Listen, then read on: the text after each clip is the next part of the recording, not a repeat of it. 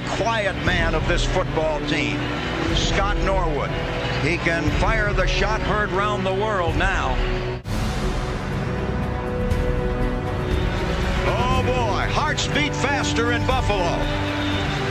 This shot will be 47 yards. Reich waiting for the snap.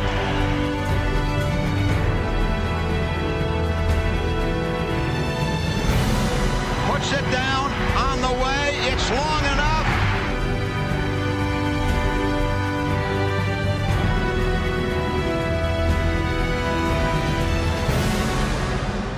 And it is no good.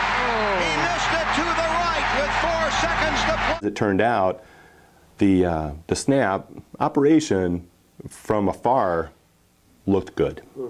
In fact, people called me, the following weeks after, said, "Sorry about the game, but your snap was good." And it wasn't even really until probably 2 years after the game that Steve Christie, during training camp down in Fredonia, we were just walking to the dining hall, and he said, "Adam, did you know that Super Bowl 25 that the laces were 1/8 of a turn off?" I was like, "No, they weren't." He's like, "Yeah, they were." I said, "Well, I thought I saw on Sports Center," because I never went into the stadium and studied the film. Just too depressing. So oh, excuse me. But I did recall on Sports Center seeing a pretty good angle of it once, and I thought, yeah, the laces were maybe 1/8 of a turn off, but it looked like he turned it a little bit when he put it down. So I wasn't so sure Steve was right. So it turns out it wasn't until Thurman Thomas's Hall of Fame induction reception that I saw Frank Reich. So this is just a couple of years ago. So I see Frank and I said, "Frank, we have to talk." He said, "Okay, yeah, great to see you." I jumped right in. I wasn't very pleasant. And he goes, I said, "About the kick." I said, "Did you turn the ball?" I didn't have to say, Super Bowl 25 or anything. He knows exactly what I'm talking about. He goes, "Adam, it was the weirdest thing." He said, "I don't know if it's where my face mask was or something." He said, "I had no idea where the laces were."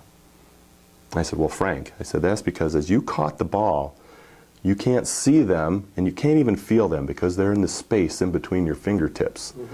He said, so I said, "Unless you would have just figured out, I can't see them, I can't feel them, they must be here, you wouldn't turn the ball." So I said, "So are you telling me you didn't turn the ball?" It's like, "No, I had no idea where they were, so I just put the ball down."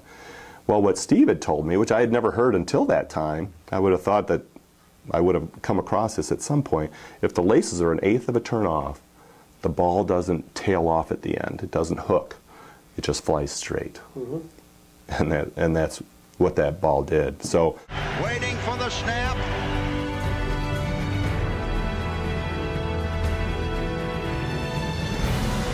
Puts it down on the way. Lost the Super Bowl, not by the couple of feet that it was wide right.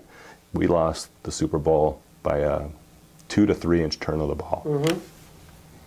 It's a technique or technical aspect that I doubt if anybody would have ever even known that the process. So when you snap it back, Scott Norwood had a great career, and what does everybody remember? Right. They remember that miss. And I was even thinking after running into Frank, I ran into Steve at Mr. Wilson's Hall of Fame festivities, and I was just thinking, man, we should just get Frank, get Scott, and put the three of us together and tell that story, because that turn of the ball was so much more significant than people know, it wasn't all on Scott. I mean, we all had plays we could have made better, so it didn't come down to that, or that it was a 30-yard field goal instead of a 47-yard field goal.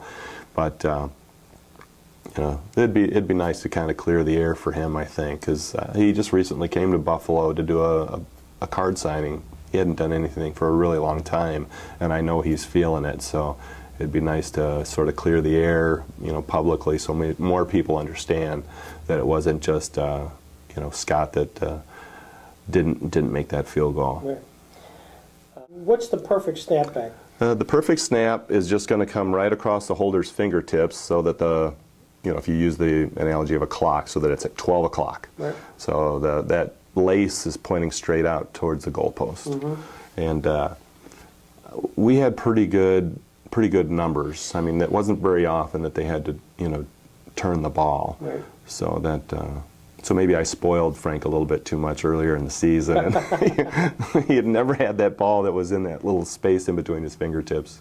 Well, the one that you do see a lot, and we've had, Frank has been here, as has Steve Christie, the kick, you know, the Oilers kick. Oh, yeah. And talk about that particular wild game and the sense that was going on, the great comeback. Yeah, the greatest comeback in NFL playoff history. I think that's like my proudest snap, because it was a little bit of a blustery day, and if you ever get a chance to watch the replay, look at where the ball hits Frank. Because he said, Adam, the wind's blowing around a little bit, just make sure you don't get the ball high, you know, keep the ball down. And if you watch the replay, it's about as low as it can be and not be hard to handle. It's just like turn the tip of the ball and it's on the ground and ready to go. And so that was really really fun. It'll be a third down play coming up, and Steve Christie is coming into the game. The Bills spent a lot of money to get him, and now he gets his shot from about 31 yards. Bills can win it here. Reich puts it down. The kick is on the way, and it is good. And the Bills have won it. The Bills have. And then too, if you can, I don't know if you can find me on the replay of the celebration, but I run up to Steve and I'm like, good job, and I start running off the field. Like, okay, my job's done. We win. He gets his shot from about 31 yards. Bills can win it here. Reich puts it down. The kick is on the way, and it is good. And the Bills have won it. The Bills have won it. It was kind of icing on the cake to be able to hold for the kick and to be there when Steve made it. You know, so it was really a lot of fun to be a part of that kind of game, because like I said, when everybody started counting, I'm not just talking about teammates, I just felt like everybody in the stadium, anybody Bills fan around the country that might have been watching was just saying, okay, this is what we need, this is what we're going to do, and it was you know, time to get it going. Well, you do lose track of the fact that when you watch the game in the fourth quarter, all of a sudden, you know, you got yourself back in the game with a lot of time left in the fourth quarter. Yeah, oh yeah. I mean, it's not as if it was a last second, you know, and then somehow you got a ball back and you did it, so you had some time. Did you steal Thurman Thomas's helmet? No. What happened? I don't know. I feel bad about that, because Thurman had such a great career, and what do you bring up? You bring up the helmet, you know? I mean, and I've seen Thurman a few times, and he's now back in Buffalo, which is great. And but I know in the years when he was living down in Florida, you know, when he'd come up occasionally, one time I ran into him at a restaurant, and I just thanked him, and I told him how I marveled at him, because somehow he would play at such a high level all season long, but for those playoffs he would just crank it up to another level that you just didn't think he had. And he would just do that continuously in these big playoff games. And I also mentioned to him too, that I'll share with you, is that I always took a special fondness of beating the Dolphins. And the great thing about being in the no huddle and beating the Dolphins was that, you know, after a few years of running the no huddle, Jim's up on the line of scrimmage calling, you know, it's 3rd and 1 or 2, and Jim's calling blue 56, blue 56. They've been hearing that call for 3 years. They know that that's Thurman off tackle. And so after the game, you know, Shula's comments, well, we just didn't execute.